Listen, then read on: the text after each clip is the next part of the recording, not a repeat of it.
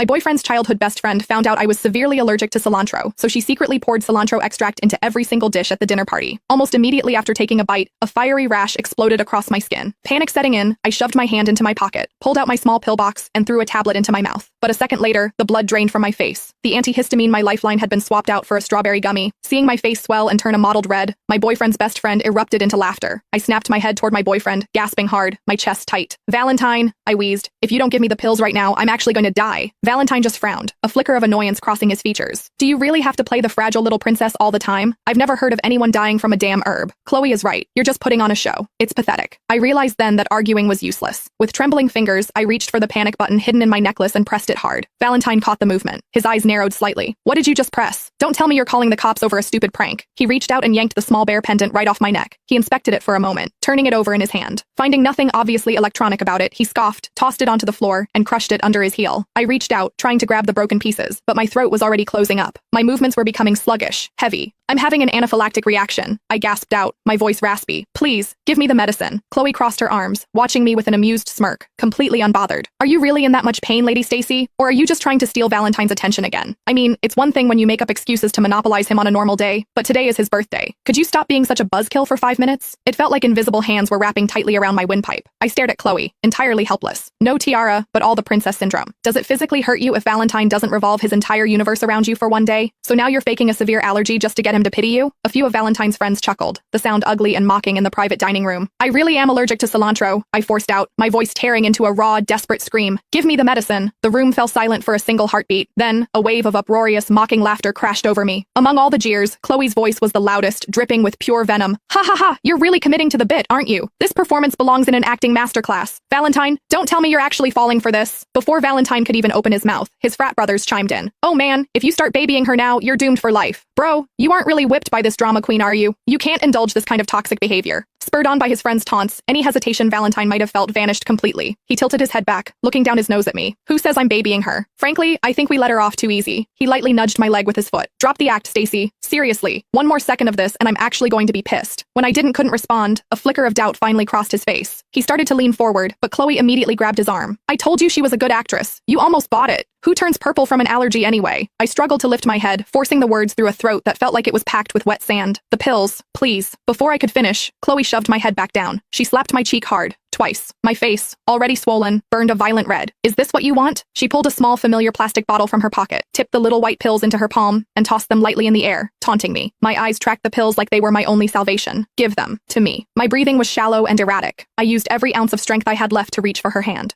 But just as my fingers grazed the plastic,